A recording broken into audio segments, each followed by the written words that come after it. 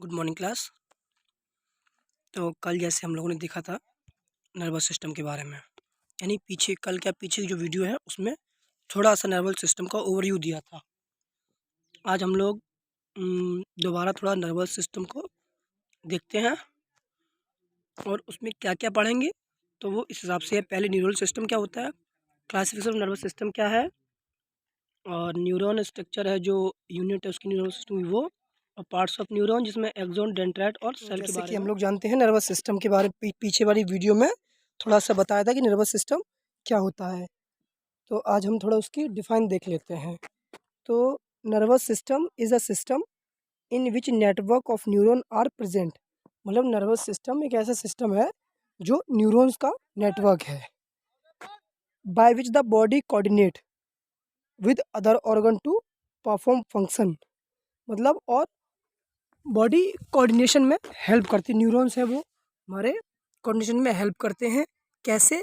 जैसे ये वाला हाथ तो राइट हैंड कब उठाना है, लेफ्ट हैंड कब उठाना है, कौन सा पैर कब आगे करना है, कब पीछे करना है, ये हमारी बॉडी न्यूरॉन्स और ब्रेन दोनों जब कोऑर्डिनेट होते हैं उस समय हमारा ब्रेन वर्क करता है और हाथ पैर उठा लेते हैं अपने हिसाब से। ये इनके फंक्शन है जो कोऑर्डिनेट करते हैं। और as well as send information, info मतलब इंफॉर्मेशन सीएनएस टू ऑर्गन और ऑर्गन टू सीएनएस। और जब ज़रूरत पड़ती है तो मैसेज सेंड, इंफॉर्मेशन सेंड होती है ब्रेन से ऑर्गन तक, ऑर्गन से ब्रेन तक। एग्जाम्पल में समझते हैं हम लोग, जैसे कि कह सकते हैं कि पैर में किसी कोई चोट लगी है, कांटा लग गया, तो तुरंत ब्रेन को मैसेज आता है और फिर ब्रेन से वापस मैसेज आता है उस कांटे की तरफ जिस जगह पे कांटा लगा है कि यहाँ कुछ चुभ गया है। ये सब काम विद इन सेकेंड में होता है। तो इस पूरी प्रोसेस को हम नर्वस सिस्टम का नाम। Nervous system is an CNS part act as like a MCB of electric box. Nervous system में जो सीएनएस पोर्शन है वो इलेक्ट्रिक, जहाँ मतलब एक पूरे घर में एक एमसीबी वाला बोर्ड रहता है ना, वो ब्रेन है हमारा। और उसके अंदर जो तार हैं, इन विच वायरिंग इज प्रेजेंट, तो एमसीबी बॉक्स के अंदर जो तार हैं जिसमें इलेक्ट्रॉन फ्लो होते हैं और चार्ज फ्लो रहता है जिससे बिजली मिलती है। तो वैसे ही नर्वस सिस्टम में जो ब्रेन है वो एमसीबी बॉक्स है और जो तार हैं अपने बॉडी में उन्हें न्यूरॉन्स कहते हैं। तो फ्लो ऑफ चार्ज, मतलब जैसे फ्लो ऑफ चार्ज उसमें तार में होता है, तो हमारी बॉडी में इंफॉर्मेशन का फ्लो न्यूरॉन्स के जरिए एक न्यूरॉन से दूसरे न्यूरॉन्स में, दूसरे न्यूरॉन से तीसरे न्यूरॉन्स में, ऐसे ऑर्गन से ब्रेन और ब्रेन से ऑर्गन इंफॉर्मेशन पहुंचती है। तो ये इस तरीके से हमारा नर्वस सिस्टम वर्क करता है। आगे देखते हैं थोड़ा क्या है इसमें। क्लोज हो जाओ भाई पेंसिल। स्ट्रक्चर एंड फंक्शनल, वो structure and functional unit of nervous system क्या है? न्यूरॉन्स है हमारी। ठीक है, तो देखते हैं न्यूरॉन्स आर इंफॉर्मेशन मैसेंजर। तो न्यूरॉन्स को हम मैसेंजर कहते हैं जो इंफॉर्मेशन ब्रेन से ऑर्गन और ऑर्गन से ब्रेन भेजते हैं। कौन? Neurons. They use electrical impulse and chemical signal. मतलब जब भी मान लो हमारे चोट लगी पैर में, किसी भी तरीके से तुरंत मैसेज गया इलेक्ट्रिकल फॉर्म में ब्रेन के पास में, वहाँ केमिकल लोचा हुआ और वहाँ से तुरंत वापस आया कि हमको चोट लगी है। तो ये सब इंफॉर्मेशन न्यूरॉन्स पहुँचाते हैं।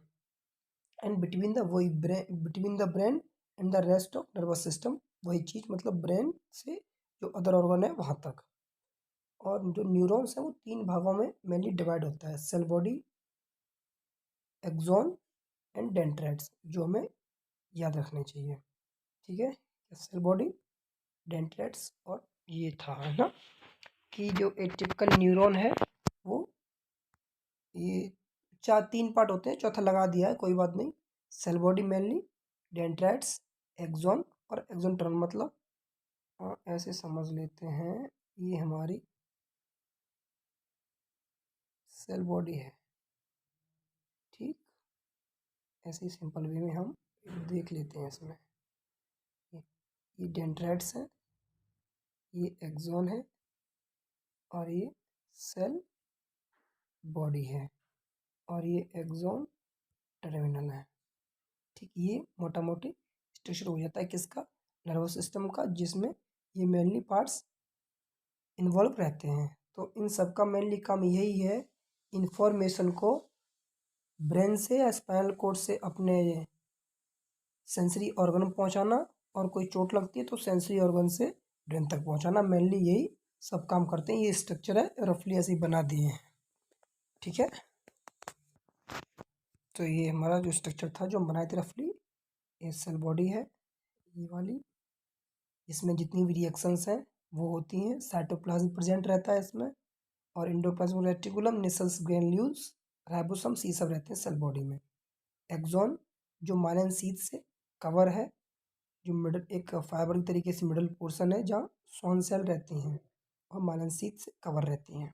ठीक है, एक्सॉन टर्मिनल जहाँ पे सिनेप्टिक बल्ब पाए जाते हैं, सिनेप्टिक बल्ब यानी सिनेप्सिस पाए जाएंगे। यहाँ पे इलेक्ट्रिकल और केमिकल सिनेप्सिस होता है जिसकी वजह से इंफॉर्मेशन इधर उधर पहुँचती है। तो ये एक मोटा मोटा स्ट्रक्चर हो गया है एक्सॉन का। तो डायग्राम के हिसाब से समझ ले रहे हैं और इसको ख़त्म करते हैं नर्वस सिस्टम को। जो एक ओवरव्यू है, नर्वस सिस्टम है सीएनएस, सेंट्रल नर्वस सिस्टम, इसमें ब्रेन और स्पाइनल कॉर्ड आएगा। बाकी पीएनएस है जो हमारा न्यूरॉन वाला पोर्शन है, वो यहाँ रहता है। ठीक है, ये हमारी एमसीवी हो गई, ऐसे समझते हैं। और ये हमारा वायर हो गया। ठीक है, ये तो इसमें पीएनएस में एफरेंट मोटर रहेंगी और एफरेंट रहेंगे जो सेंसरी। एफरेंट मतलब वो जो हमारे ब्रेन से ऑर्गन में मैसेज ले जाए, वो एफरेंट। और मोटर नर्व्स वो जो ब्रेन से ऑर्गन तक ले जाए, वो एफरेंट या फिर सेंसरी नर्व कहते हैं। बाद में एफरेंट को दो भागों में बांट दिया जाता है, एक एएनएस जो इनवॉलेंट्री होते हैं, और दूसरा सोमेटिक जो वॉलेंट्री होती है। जो हमारे इच्छा अनुसार वर्क करें वो सोमेटिक नर्वस सिस्टम, जो अनिच्छा अनुसार वर्क करें, अनिच्छा मतलब अपनी इच्छा से ना करें, उन्हें एएनएस में वर्क डालते हैं। ठीक है, आगे देखते हैं जी। अब उसमें आ जाती है हमारी एएनएस में पैरासिम्पैथिक। क्या आती है ये ऊपर क्यों भाई, ऊपर आ जाए यार। हाँ, क्या आती है पैरासिम्पैथिक और सिंपैथिक। सिंपैथिक मतलब ये होता है इनवॉलंटरी पोर्शन, इनवॉलंटरी का पोर्शन है ही। तो इसमें मेनली जब फाइट वाला पोर्शन आता है, लड़ाई झगड़े जब होते हैं तो अचानक हाथ उठ जाता है, थप्पड़ लग जाता है, किसी डंडा फेंक के मार देते हैं, ऑटोमेटिक अंदर से आवाज़ें आती हैं, तो वो इस सिंपैथी की वजह से। पैरासिम्पैथिक जब रेस्ट पोजिशन में होते हैं, अपने आप में खाना पच जाता है, अपने आप धड़कनें चलती रहती हैं, जो भी रिएक्शंस है वो पैरासिम्पैथिक नर्वस सिस्टम जो एएनएस का पोर्शन है वो अपने अंदर ले लेता है और वर्क करता है। तो ये हमारा ओवरव्यू था किसका, नर्वस सिस्टम का। अच्छा खासा overview of nervous system. Complicated है लेकिन समझ में आ जाएगा। जैसे पीछे बताया था नर्वस सिस्टम में इसके तीन भाग थे, सॉरी दो भाग थे, सीएनएस और पीएनएस। पीएनएस में ये वाला भी आ जाएगा, तीन भाग कर रखा है इसने, कोई बात नहीं, उसके बाद देखते हैं। तो सीएनएस के अंदर ब्रेन था, स्पाइनल कॉर्ड था। पीएनएस में क्रेनियल नर्व्स और स्पाइनल नर्व्स, और इसी में हमारा सिंपैथिक और पैरासिम्पैथिक था। ठीक है, ये हो गया। अब ब्रेन के तीन पार्ट्स थे, for brain, mid brain, hind brain, ये आगे देखेंगे। फिर फॉर ब्रेन के दो पार्ट हैं, दो, हाँ, सेरिब्रम, ऑल्फैक्टरी लोब। फिर सेरिब्रम के frontal lobe, temporal lobe, parietal lobe, occipital. ऐसे ही हिंड ब्रेन, मिड ब्रेन का कोई पार्ट नहीं होता, मिड ब्रेन का मिड ब्रेन रहता है जो फॉर ब्रेन और हिंड ब्रेन के बीच में रहता है। हिंड ब्रेन के तीन पार्ट हैं, सेरिबेरल, सेरिबेलम, पोनस, मेडुला ओब्लंगेटा। तो अब हमने क्या क्या पढ़ लिया था यहाँ पे, उधर हमने नर्वस सिस्टम का सीएनएस पीएनएस नर्वस सिस्टम के बारे में मेनली हमने जानकारी ले ली थी। अब ब्रेन के बारे में देखते हैं कि ब्रेन एक्चुअली है क्या। तो ब्रेन का हम यहाँ से ये स्ट्रक्चर है, ये brain, for brain, mid brain, hind brain. फिर फॉर ब्रेन में सेरिबेलम ओलिफैक्टरी लोब, और हिंड ब्रेन में सेरिबेलम पोनस और मेडुला ओब्लंगेटा। तो अब हम ब्रेन को थोड़ा लेके चलते हैं आगे कि ब्रेन एक्चुअली है क्या, ब्रेन में क्या पढ़ेंगे। तो ब्रेन का क्लासिफिकेशन हुआ इस तरीके से, ये रहा। तो ब्रेन को तीन भागों में बांटा गया था, जैसे ही अभी बताए थे। कौन कौन सा, for brain, mid brain, hind brain. For brain को प्रोसिनसेफ्लॉन कहते हैं, मिड ब्रेन को मेजिनसेफ्लॉन भी कहते हैं, और हिंड ब्रेन को रोबेनसेफ्लॉन भी कहते हैं। ठीक है, फॉर ब्रेन में कौन कौन सा पोर्शन आएगा, ऑल्फैक्टरी लोब, सेरिब्रम, और थैलमस और हाइपोथैलमस। मिड ब्रेन में ऑप्टिक लोब्स और हिंड ब्रेन में सेरिबेलम, मेडुला ऑब्लंगेटा और एक लिखा नहीं है जो आता है जिसे हम पोनस कहते हैं, पॉन से जो भी नाम से हो वो। तो ये तो मोटा मोटा हमारा क्लासिफिकेशन हो गया ब्रेन का। अब इनके पार्ट्स के बारे में एक एक जानकारी। ठीक है भाई, तो ये है ब्रेन हमारा। ठीक, तो यहाँ पे इसने देखो सेरिब्रम कहाँ कहाँ डाल दिया भाई साहब ने। ये मोटा मोटा स्ट्रक्चर है हमारा सेरिब्रम का। तो देखो उसने लिखा नहीं, हम यहाँ लिखे दे रहे हैं। जो ये है ये हमारा है, खुला है सेरिब्रम। ठीक है, तो यहाँ से लेके यहाँ तक जो इतना क्लासिफिकेशन है ये हमारा आ जाता है किसमें, फॉर ब्रेन में। किसमें, फॉर ब्रेन में। और जो ये वाला पोर्शन है ये देखो, ये तो मिड ब्रेन हो गया। हैंड ब्रेन में सेरिबेलम और ये पोनस, ये आ जाता है हमारा किसमें, हैंड ब्रेन में। जैसे कि पीछे क्लासिफिकेशन में बताया है, यहाँ डायग्रामेटिक वे में बता दिए हैं। तो ठीक है, क्या सेरिब्रम और thalamus, hypothalamus, hippocampus, pituitary gland, ये फोरब्रेन के पार्ट्स हैं। मिड ब्रेन अकेला है और बाकी पोनस, मेडुला और सेरिबेलम ये हमारे किसके पार्ट्स हैं, हिंड ब्रेन के। एक मोटा मोटी स्ट्रक्चर हो गया। एक्चुअली देखा जाए तो सेरिब्रम हमारा जो ये है ना, इस तरीके से ये हमारा सेरिब्रम ही है। ठीक, उसके बाद ये यहाँ पे थैलेमस है, ये हाइपोथैलेमस है, ये पे हिप्पोकैम्पस है और ये पिट्यूटरी ग्लैंड लटक रही है। ये हो गया फोरब्रेन का पोर्शन। बाकी जो ये बचे हैं ये यहाँ क्या कहते हैं, ये पोनस, मेडुला और सेरिबेलम, ये है हिंड ब्रेन के पार्ट्स। अब इनको एक एक अलग अलग समझते हैं। फॉरब्रेन देखते हैं कि फॉरब्रेन क्या है। तो फॉरब्रेन एक बार मैं फिर लिखे दे रहा हूँ। फॉरब्रेन में क्या क्या आता है, सेरिब्रम और थैलेमस और हाइपोथैलेमस। बाकी आप जोड़ सकते हैं, मेनली तीन ही है मेनली जो आते हैं। बाकी आप पिट्यूटरी ग्लैंड लगा सकते हैं इसमें, हिप्पोकैम्पस लगा सकते हैं। ये मेनली फॉरब्रेन के पार्ट्स होते हैं। ठीक है, आगे इनमें समझते हैं, हम पढ़ते हैं थोड़ा। फॉरब्रेन, पहले सेरिब्रम आता है, पहला पोर्शन फॉरब्रेन का। जो इसका स्ट्रक्चर कैसा होता है, यूँ जो घुमावदार इस तरीके से होगा फॉरब्रेन का structure. It is divided into two half called cerebral hemisphere. मतलब अगर इसको लिटरली काटेंगे तो ये इस तरीके से हमें मिलेगा, इस तरीके से।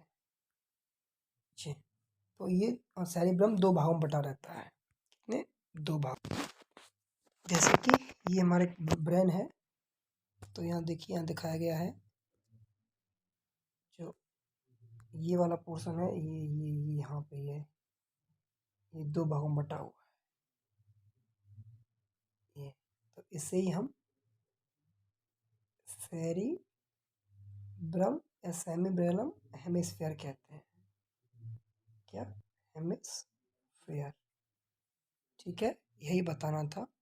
कॉपीराइट लिया है डायग्राम कहीं से, तो समझाना था सेरिब्रम हेमिस्फीयर होता क्या है, तो वो समझाने के लिए इस वीडियो का वो सॉरी इमेज का सहारा लेना पड़ा।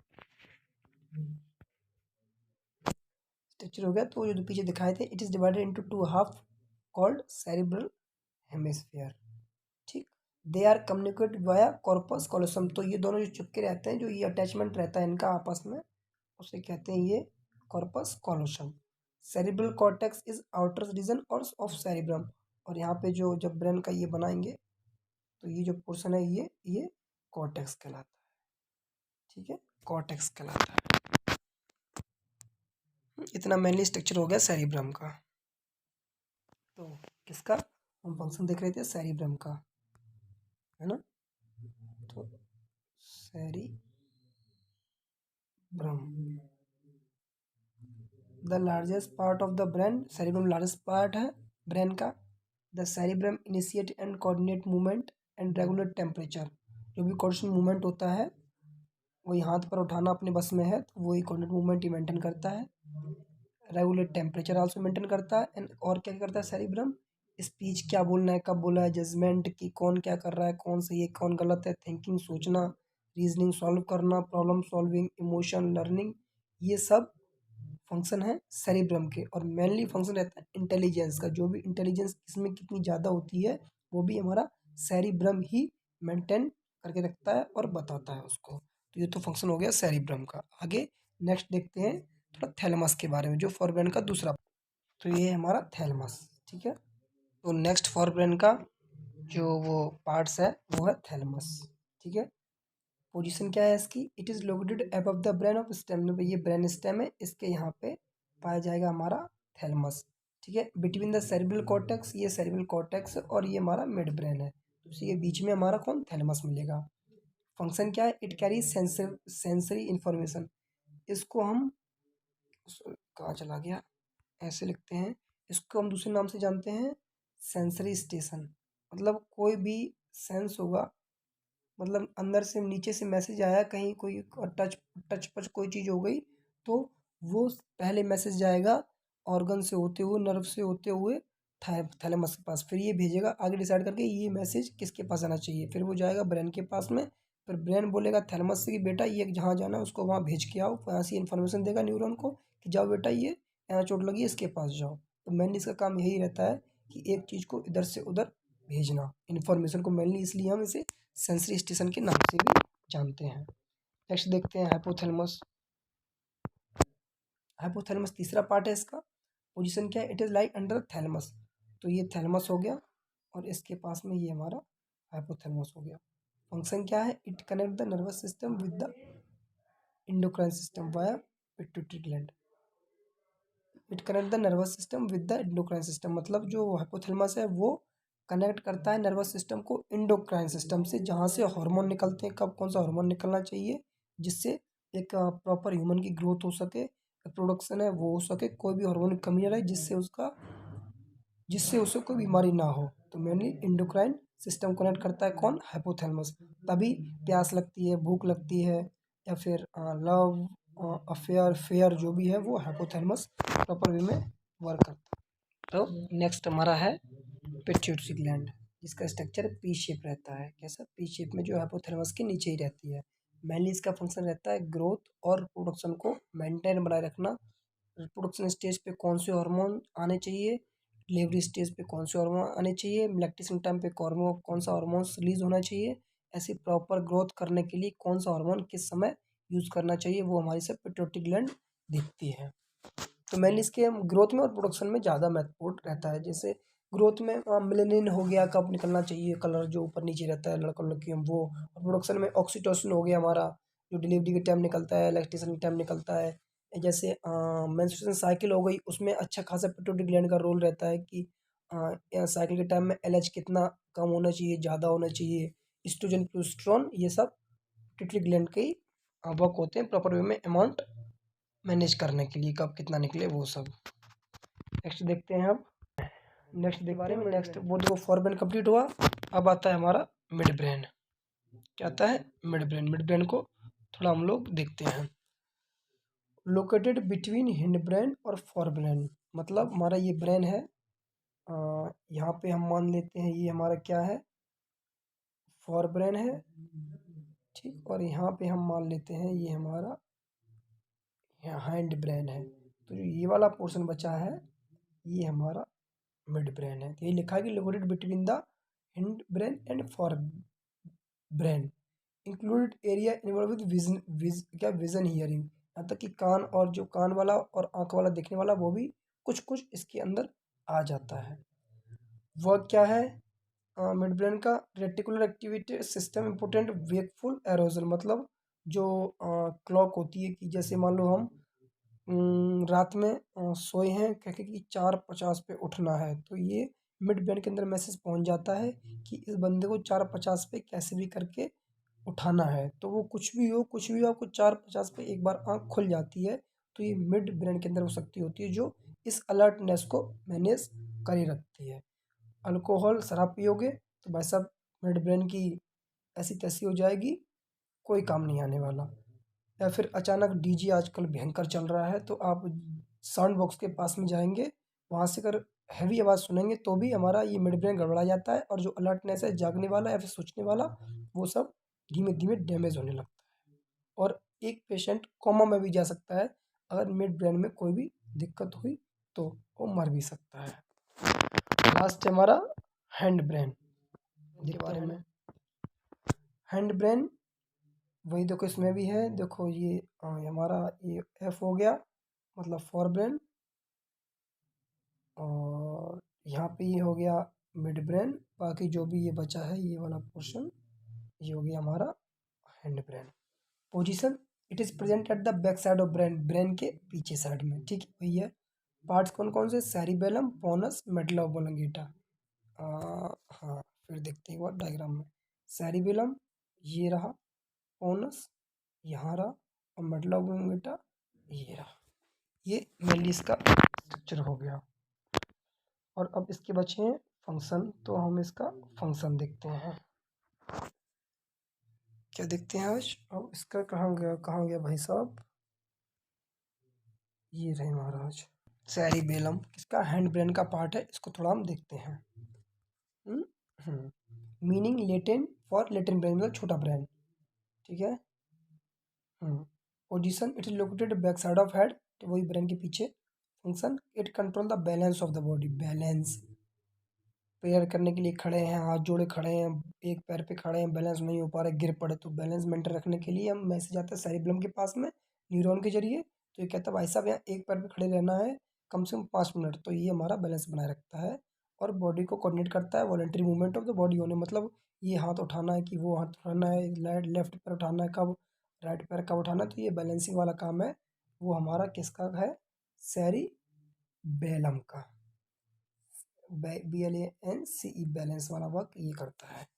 ठीक है आगे और देखते हैं इसके दूसरा कौन है, उसको लाइन पे लाते हैं। मेडुला ओब्लोंगेटा अच्छी चीज़ है, बड़ा रोल है, पोस्टीरियर पार्ट ऑफ ब्रेन है। पोजीशन हो गई, फंक्शन क्या है, breathing, heart rate, swelling, automatic action रहते हैं इसके, वो एक्शन जो इनवॉलेंट्री हो, कौन से, इनवॉलेंट्री यानी जो हमारे बस में ना हो, वो mainly medulla oblongata work perform करता है। सांस देखो, ब्रीथिंग सांस लेते हैं, कब कितनी लेनी है ये हमारे बस में नहीं है, वो ऑटोमेटिक अंदर ही अंदर चलती रहती है।